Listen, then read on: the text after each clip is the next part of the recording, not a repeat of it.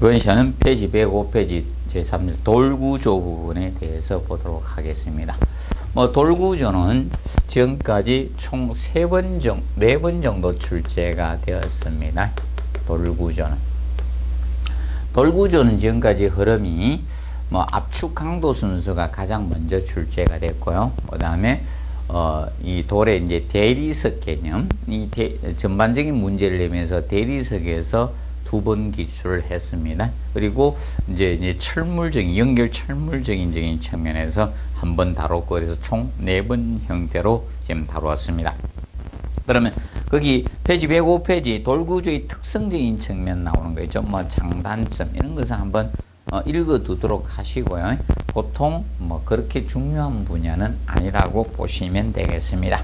특히 단점에서 좀 봐두실 건 1번에 불에 노출됐을 때, 이 돌은 강도가 크기 때문에 이 화재에 약합니다. 내화성이 떨어질 수밖에, 딱 균열에 가면 갈라집니다. 특히 묵은 돌일수록, 강도가 큰 돌일수록 이 균열이 잘 발생합니다. 그래서 좀 주의를 해 주셔야 됩니다. 특히 이런 하강암이나 대리석 같은 거, 이런 것들은 내화도가 떨어집니다. 불에 약할 수밖에 없습니다. 특히 대리석은 내화도가 700도씨 정도밖에 안 됩니다. 그리고 하강암은 800도씨 정도밖에 안 됩니다. 보통 화재가 나게 되면 보통 화재 온도는 1300에서 한 1500도씨 이 정도 온도에 도달되거든요. 그렇기 때문에 내화 구조로는 조금 부적합할 수가 있습니다. 그 측면 좀 기억하시고, 그 다음에 4번에 보면 인장 강도는 압축 강도. 그래서 이 돌은 항상 블록이든 벽돌이든 돌이든 다 그 강도는 압축 강도가 기본이라 보시면 된다. 그래서 인장 강도는 10분의 1에서 40분의 1 정도로 굉장히 약해집니다. 돌마다 틀려지니까. 그렇기 때문에 항상 이런 조적조들은 거의 압축 강도라고 보시면 됩니다. 그래서 그 점을 알아두시고, 그 다음에 다음 페이지 넘겨보시면 106페이지에 석재의 종류 파트가 나오고 있습니다.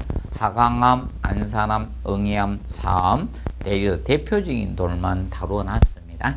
특히 우리가 조금 이제 정리하실 거는 제일 중요한 것은 대리석이고요. 그리고 하강암, 우리 주변에 많은 이 하강암에 대해서 간략히 한번 봐두시면 됩니다. 그럼 하강암은 강도 크고요. 그 다음에 내마모성이나 내구성 이런 건 다 좋습니다. 그리고 흡수율도 적고. 근데 이 하강암의 이제 단점적인 측면, 열에 약하다는 거죠. 이 화재가 생겼을 때 그 열에 취약할 수밖에 없습니다. 그래서 내화도적인 하강암은 그 단점이 그거예요. 불에 약하다는 거. 그 측면만 기억하십시오. 내화도가 800도씨밖에 안 돼요. 800도씨 정도밖에 안 돼요. 그래서 하열에 약하다는 적인 측면 기억을 해 두시면 되겠습니다. 하열에 약해요. 얘는 구조용도 사용이 되고요. 그래서 이 하강암의 경우는 구조용이나 장식용 둘 다 사용을 하고 있습니다.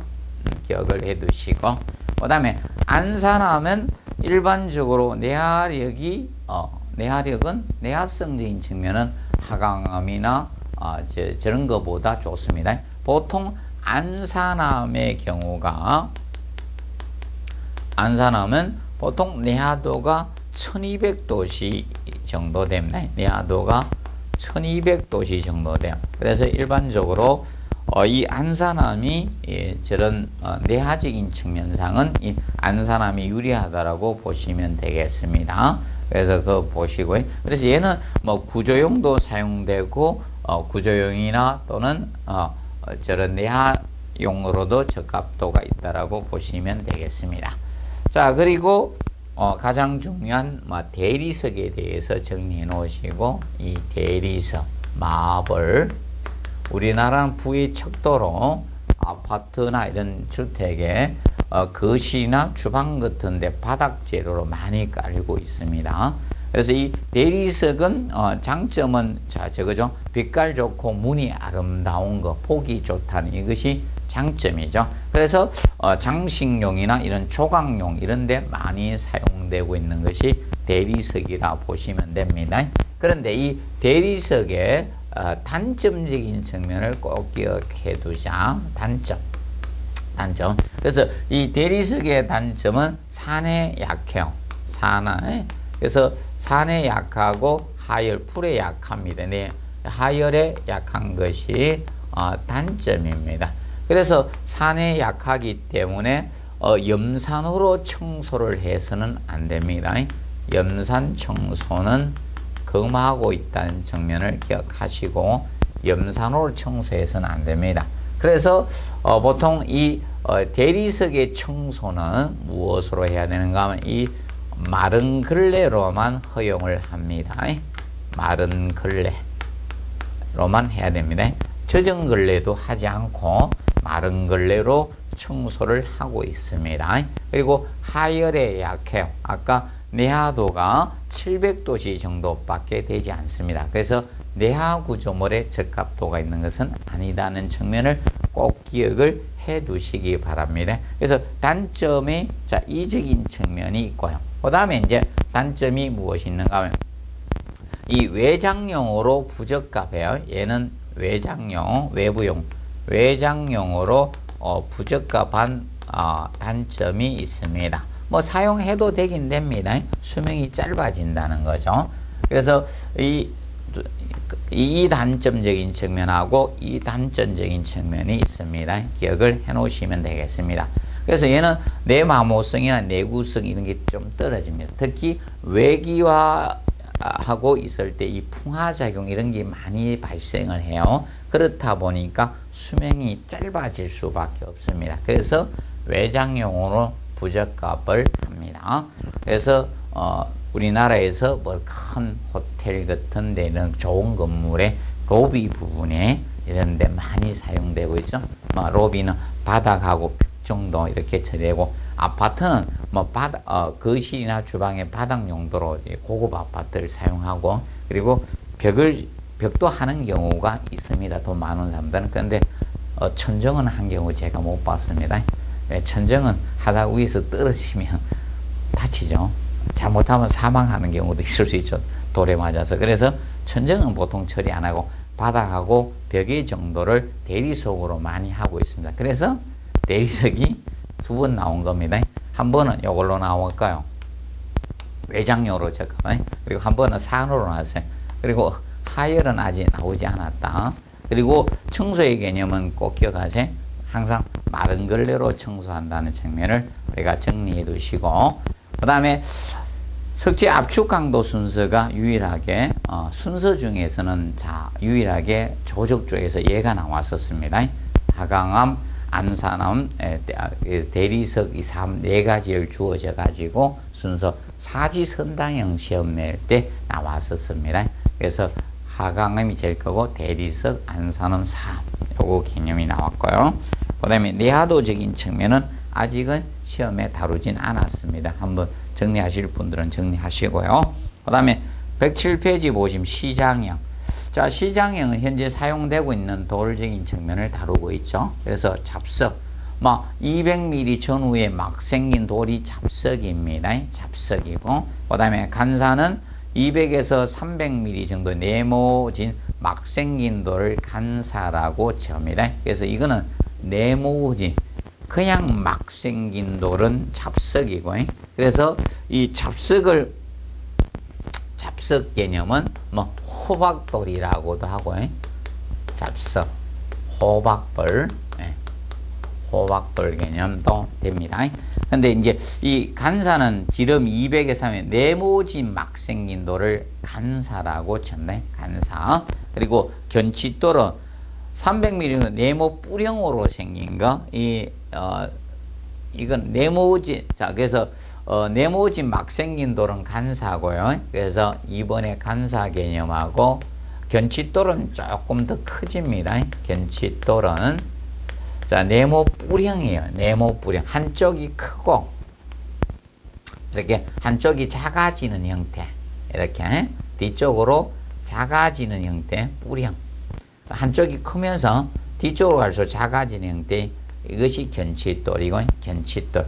혼돈하지 않도록 해 두십시오. 견치돌이고. 그 다음에 150에서 200의 보통 가구로 된 작은 거, 한식금의 방화벽에 쓰이는 것은 사계석이고, 사계석에 대해서는 간단히 한번 봐놓으십시오. 한식 건물이나 방화벽에 사용하는 사계석. 자, 알아두시죠. 이거는 150에서 200mm 가구로 된 것이 사계석이고 좀 작죠? 사계석은 한식 건물. 그래서 이거는 보통 그게 사계석의 유래에 대해서 제가 거기에 써놨습니다. 그래서 네 덩어리 돌을, 그래서 옛날 장정들 사람들이 지게에 돌을 지는데 그때 한 네 덩어리 돌을 질 수 있다라고 해서 개어서 진다 해서 사계석이라고 칭해서 한식 건물 방화벽 하면 사계석 알약기 한번 봐두시면 되겠습니다. 기억해 놓으시고, 그리고 거기 5번에 보면 판돌이 나오죠. 판돌은 널떡한 돌이라고 보시면 되겠죠. 그래서 보통 두께에 비해서 이 넓은 돌을 우리가 판돌이라 하죠. 이렇게 두꺼면서 이렇게 넓은 돌. 그래서 보통 구들장 개념으로 적합했던 돌이 판돌이죠. 판돌. 그래서 한번 간략히 봐두시고, 그래서 페이지 108페이지 보면 그림의 형태가 나오고 있습니다. 그 다음에 돌 가공은 순서 정도 혹시나 한번 정리를 해 두시십시오. 그래서 순서 정도 한번 기억하시고, 표면 조밀에 대해서, 그러면 돌을 갖다 채석장에서 채석해 와서 우리가 이제 가공을 하겠죠. 가공을 하면 표면이 점차 제일 처음에는 거칠 것이고, 이것을 점차 가공하면 표면이 매끄러워지겠죠. 그 과정을 우리가 해 놓은 거죠. 그래서 제일 먼저 매다듬을 보통 이건 쇠매로 큰 돌을 큰 혹은 떼어내고 작은 혹은 보통 둔다는 거죠. 그래서 보통 이 매다듬을 보통 떼기라고도 하고 작은 혹두기라고도 해요. 혹두기. 그래서 매다듬을 가장 먼저 합니다. 그래서 쇠매를 가지고 큰 오한마거든. 쇠매 가지고 두들기죠. 큰 망치 가지고. 그 다음에 해야 될 것이 바로 정다듬. 모난돌은 정을 받는다 하죠. 그래서 정을 가지고 정다듬을 하게 됩니다. 그리고 도드락 망치를 가지고 도드락 다듬을 합니다. 그래서 순서대로 우리가 안 되면 앞자를 따서 공부하시도 됩니다. 도드락 망치 가지고 도드락 다듬을 하고요. 그 다음에 날망치를 위해서 잔다듬을 하게 됩니다. 그럼 자꾸 표면이 평활해진다라고 보시면 됩니다. 잔다듬하고, 그 다음에 물갈기를 진행하게 됩니다. 물갈기. 그리고 강을 내느냐 안 내냐에 따라서 강내기 순으로 갑니다. 그 다음에 강내기가 왁스 같은 거에 강내기가 있을 수 있습니다. 그래서 혹시나 한번 매정 도잔물 강내기가 맨 마지막입니다. 이거는 순서 정도 한번 봐두십시오. 보통 이 돌에서 압축 강도하고 보통 이 순서, 표면 조밀 순서 가지고 보통 시험을 순서적인 측면을 할 때는 보통 다루었던 분야에 해당이 됩니다. 그래서 뒤로 갈수록 표면이 매끄러워진다라고 보시면 된다. 그거 가장 거친 표면은 매다듬이고, 가장 표면이 매끄러운 게 밑으로 간다라고 보시면 되겠습니다. 정리를 해 놓으십시오. 자, 그 다음에 이제 5번에 보신 페이지, 109페이지 석재 사용 시 주의사항이 나오고 있습니다. 일일 시공 단수는 3에서 4단 이하로 해야 된다. 이거는 돌은 더 다른 벽돌이나 볼록 이런 것보다 많이 무겁습니다. 그래서 한 번에 많이 시공해서는 안 됩니다. 그래서 3에서 4단 이하로 해야 되고, 보통 높이로 따졌을 때는 1m 이하로 규정하고 있습니다. 1m 이하로. 그럼 보통 저거라고 보시면 뭐 보통 벽돌이나 블록은 1.5m 보통 이내로 보통 하라고 규정하고 있죠. 1.5m가 기준되는데 얘는 1m 이하로 낮게 해야 된다. 무겁기 때문에. 그리고 2번 석재의 중량이 크고 운반 제한이 있으면 최대 치수를 우리가 정해서 운반을 해 주셔야 됩니다. 그래서 옛날 고대 때 큰 돌 진짜 힘들겠죠. 그런 것 같이 현대화 됐으면서도 이 최대 치수를 정해 주시라는 겁니다. 그리고 3번 내하도가 필요한 곳은 강도보다 내하성에 주의한다. 결과적으로 이겁니다. 하강암이나 대리석은 강도는 좋지만 예를 들어서 내하도를 이용할 때는 하강암보다는 사실 우리가 이제 아까 했던 안산암이 더 유리할 수 있다는 겁니다. 그리고 압축응력을 봐. 그러면 압축응력, 부재 내부의 돌에는 압축응력이면 적용되는 힘은 압축력의 개념이 되죠. 그래서 압축응력을 받는 곳에 사용한다. 그러면 보통 힘을 받는 힘응력을 받는 곳에 또는 인장응력을 받는 곳에 부재가 사용해서는 안 된다. 돌은. 그래서 뭐 주의하실 거는 그래서 이거다. 인장응력이나 이는 힘응력. 이 받는 장소는 받는 곳은 이런 부재는 사용을 해서는 안 됩니다. 그 정면 기억하시고 그 다음에 취급상 1세제곱미터 이하로 가공하고 1세 이상 석재 높은 곳에 사용하지 말아야 됩니다. 중량물은 높은 곳에 사용하면 위험해집니다. 그래서 여러분들도 기본적으로 무거운 돌을 보통 밑에 두고 위로 올라가는 경우가 많죠. 자, 그리고 6번 석재는 균일 제품을 사용해야 되므로 산출량을 조사해 공급에 차질이 없도록 우리가 해줘야 됩니다. 왜냐하면 석재는 특히 문양이나 무늬 이런 게 달라오면 조금 보기 나쁩니다. 그래서 산출량을 조사해 특히 뭐 이태리 대리석 같은 경우 이탈리아 대리석 쓸 때는 특히 주의해야 합니다. 무늬결이 다양하기 때문에 산출량 조사에 같은 패턴으로 해야 되기 때문에 산출량 조사를 해야 됩니다. 그리고 예각은 피해야 됩니다. 90도 미만인 각이 예각이죠. 90도 각이 직각이고 90도보다 큰 각을 우리가 둔각이라 하죠. 그래서 예각은 피해야 돼요. 그러면 석재와 석재가 부딪혔을 때 파손이 될 가능성이 높아지니까 예각은 피해 주는 것이 좋습니다. 그리고 110페이지 참고사항에 앵커 긴결공법 개념이 나옵니다.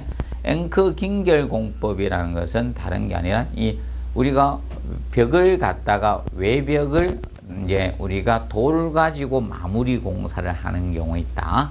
그러면 마무리를 할 때 이 석재를 가공해서 긴결시켜주는 철물이 필요합니다. 그것이 앵거 긴결공법인데 그럼 앵거 긴결공법은 뭐 섭식공법을 쓰든 건식공법을 쓰든 이 철물이 우리가 필요하게 됩니다. 근데 여기에서 이제 시험을 한번 다루어서 출제를 했습니다. 여기서 낼 수 있는 게 사실 뭐 나머지는 뭐 별로 낼 부분이 아니거든요. 그래서 2번 가지고 출제했던 겁니다. 연결철물. 그러면 연결철물에 대해서 그러면 기본적으로 있는데 그러면 상하가 우리가 상하 양단에 이제 설치를 우리가 해야 되는데 보통 연결철물은 상부에 것이 있을 거고 하부에 연결철물이 있을 건데 기본적으로 이 하부의 것이 지지용이 됩니다. 하부 것이 지지용이고 상부 것은 고정용으로 사용을 합니다. 고정용. 그래서 이해가 잘 안 되는 분들은 이렇게 공부하시면 된다. 우리가 사다리에 올라갈 때 자 발로 자기의 몸무게를 지지하죠. 맞죠? 지지하면서 올라가지. 손은 떨어질까봐 사다리를 잡는 고정용이잖아요. 고정하면서 올라가죠. 사람의 몸무게를 팔로 지지하면서 올라가면 힘들어서 못 올라갑니다. 그걸 연상하시면 된다. 그래서 하부의 것이 지지용이고 상부의 것이 고정용입니다. 그래서 그 측면을 우리가 알아두도록 해두시면 되겠습니다.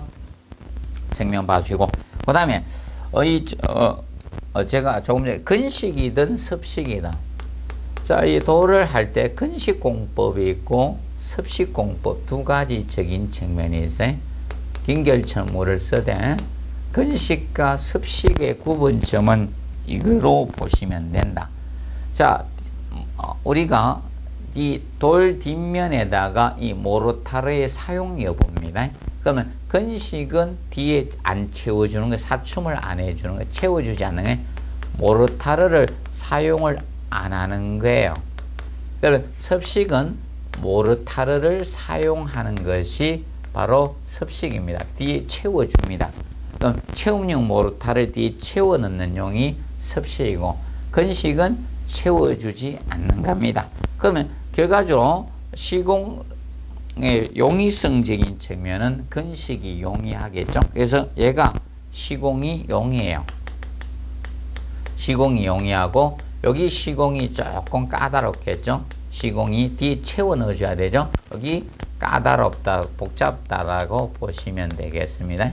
시공이 까다롭습니다. 여기 더 까다로운 측면이라고 보시면 되고, 그리고 이 건식은 그러면 이 모르타르를 사용하지 않기 때문에 공사 속도, 시공 속도적인 측면에 이게 빠릅니다.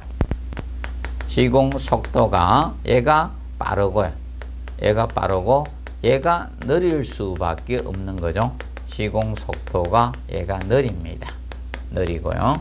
그리고 자, 이 건식과 섭식이 참, 그러면 이 건식은 보통 일반적으로 저걸 모르타르 사용하니까 백화 현상 우려가 없는 거죠. 백화가 안 생겨요. 그런데 이 섭식의 경우는 이 백화가 발생이 될 수 있죠. 백화 발생이 될 수 있는 게 섭식이라고 보시면 되겠습니다. 섭식적인 측면. 그러면 시공 정밀도는 얘가 건식이 우수하다라고 보시면 되겠습니다. 그래서 간략히 건식과 섭식을 구분하시 두시고, 그 다음에 모르타르 사용 여부 가지고 건식과 섭식의 그 규준을 잡고 있다. 그리고 동기공사일 때 나중에 동결 우려가 있는 것은 섭식이겠죠. 이는 동결 우려가 있을 수 있는 것. 섭식의 경우는 동결 조심해야 돼. 동결 우려가 있기 때문에 겨울철 공사는 조금 자제해 줘야 되겠죠. 하지 않는 것이 좋습니다. 그래서 구분 좀 해 두시기 바랍니다. 측면 보시고, 그 다음에 116번에 이제 돌쌓기 개념이 나오는데, 돌쌓기적인 측면은 우리가 조금 정리를 해 두실 것이 그렇게 중요한 파트는 아니고요. 그래서 거기 5번에 보면 접합철물 정도 한번 보시고, 접합철물에서 1번에 촉이 있고, 그 다음에 꺽쇠, 은장 이런 것들이 접합철물에 해당되는데, 특히 촉은 보통 수직에 많이 쓰는 겁니다. 수직이요. 그래서 촉의 개념은 자, 이 철물입니다. 그래서 옛날 이렇게 해서 돌과 돌이 있을 때 이렇게 쌓아 올라간다. 돌을 살 때 그러면 촉의 개념 아래 위에 이렇게 홈을 만들어 가지고, 그러면 여기에다가 철물을 쓰게 되면, 철물을 이렇게 넣게 되면, 그러면 아래 위에 돌이 옆으로 이동 안 하겠죠. 그래서 이 보통 상하 수직이염에 쓰는 게 촉입니다. 촉은 바로 상하이염, 바로 수직이염 쪽에 쓰는 철물이라고 보시면 되겠습니다. 촉의 개념은.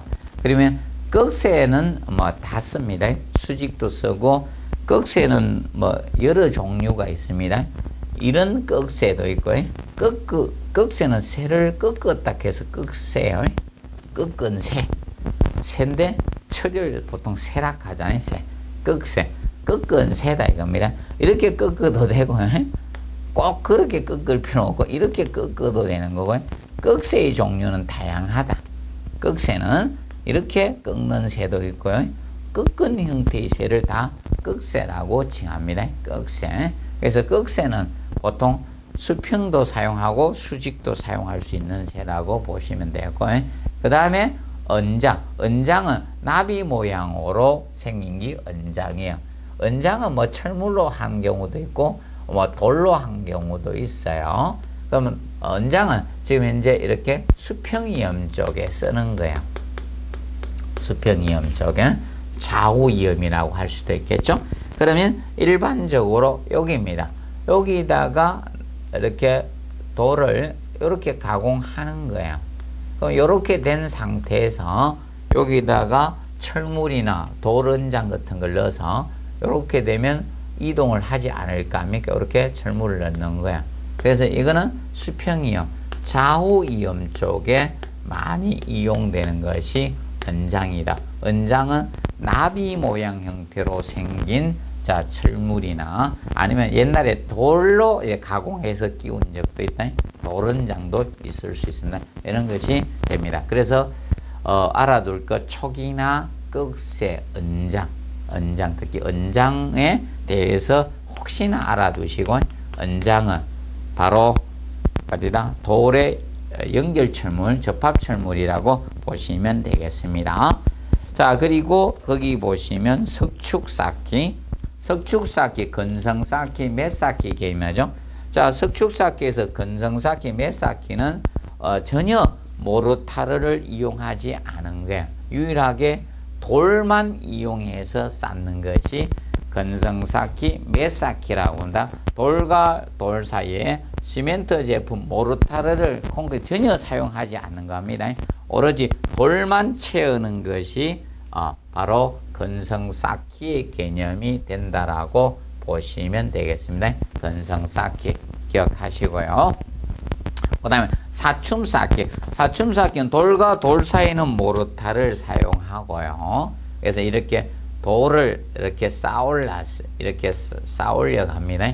그러면 그래가지고 이렇게 쌓으려 갔을 때 이 뒤에 돌을 쌓을 때 어떻게 하는가 하면 돌을 쌓을 때 이 뒤쪽 여기 이 뒤쪽에 채워진 거 그러면 여기는 돌과 돌 사이는 모르타르 사용을 했다는 겁니다. 돌과 돌 사이는 모르타르를 사용하고 뒤에다가 채워 넣는 걸 우리가 사춤이라 했잖아요.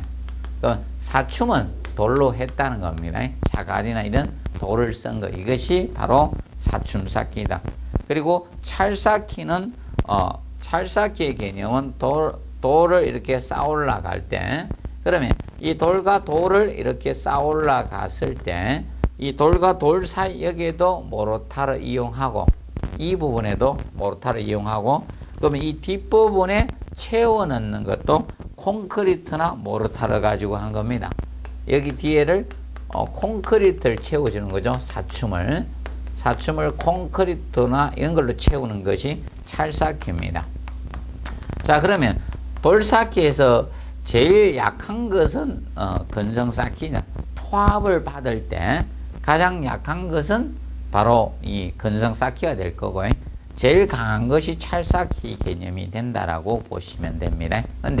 근데 모르타르 그래서 1번에 2번에 사춤쌓기나 찰쌓기는 했을 때 뒤에서 수압이 작용되면 문제가 생길 수 있죠. 그래서 찰쌓기나 이 사춤쌓기의 경우는 이 배수 구멍을 둬야 돼요.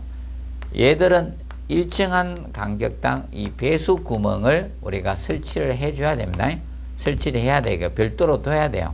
그런데 건성쌓기는 돌만 했기 때문에 뒤에 물은 밖으로 빠져나올 수 있다는 거죠. 그렇기 때문에 별도로 적을 필요하지는 않습니다. 그래서 기억을 하시고요.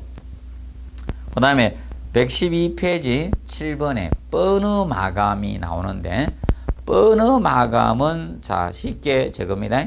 보통 이 하열로 이 돌 표면에 갖다가 온도를 가해가 할이 바다다닥 쌓여서 표면이 떨어져 나옵니다. 열을 가해버리면. 그래서 표면을 거친 마감 처리하는 것이 얘는 평활한 마감 처리가 아니고 거친 마감 표현을 하는 것이 바로 뻔어 마감입니다. 자, 그러면 보통 바닥을 미끄럽게 처리하면 안 될 때 이럴 때 우리가 이 뻔어 마감을 보통 한다라고 보시면 되겠습니다. 뻔어 마감. 그래서 항상 기준을 잡으시죠. 이건 시방서 내용인데 시방서 내용을 위주로 하는 것보다 우리가 꼭 알아둘 것이 표면이 평활한 마감 처리가 아니라는 것, 거친 마감 처리라는 것을 꼭 기억을 해 두시고요. 그 다음에 혹시나 시방서 내용적인 측면을 다룰 때 중요한 것은 가장 중요한 게 5번에 뻔어 가공 후 처리 부분을 우리가 알아두시기 바랍니다.